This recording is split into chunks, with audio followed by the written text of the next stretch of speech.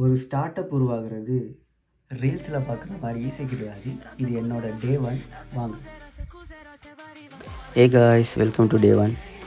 இன்றைய நாள் ரொம்ப அழகாக இருந்துச்சு. என்னோடய டேயை என்னோடய கிளைண்ட் கிட்ட பேசுகிறதுலேருந்து ஆரம்பித்தேன். ரொம்ப அழகான ஒரு கன்வர்சேஷன். ஒவ்வொருத்தவங்ககிட்ட இருந்தும் ஒவ்வொரு விஷயங்களை கற்றுக்கொள்ளும் போது நிறைய நம்ம விஷயங்கள் கற்றுக்கொள்ளக்கூடியதாக இருக்குது.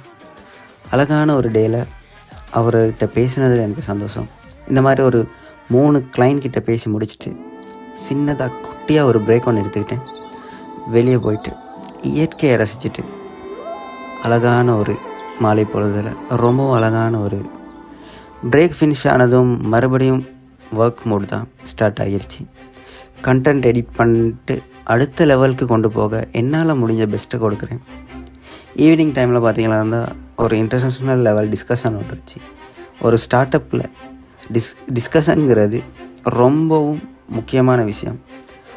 ஸ்டார்ட் அப்பில் ஒவ்வொரு மீட்டிங்க்கும் ஒவ்வொரு பர்பஸ் இருக்குது. இதுதான் என்னுடைய டே 1 சிம்பிளாக முடிச்சிட்டேன். ஸோ இன்னும் நிறைய சேலஞ்சஸ் இருக்குது. இன்னும் நிறைய விஷயங்கள் கற்றுக்கொள்ள வேண்டியதாக இருக்குது. என்னோடய முழு ஜேர்னியும் நீங்கள் பார்க்கணுமா இருந்தால் இந்த பேஜை ஃபாலோ பண்ணி ஷேர் பண்ணி வச்சுக்கொள்ளுங்கள். டே 2ல் சந்திக்கலாம்.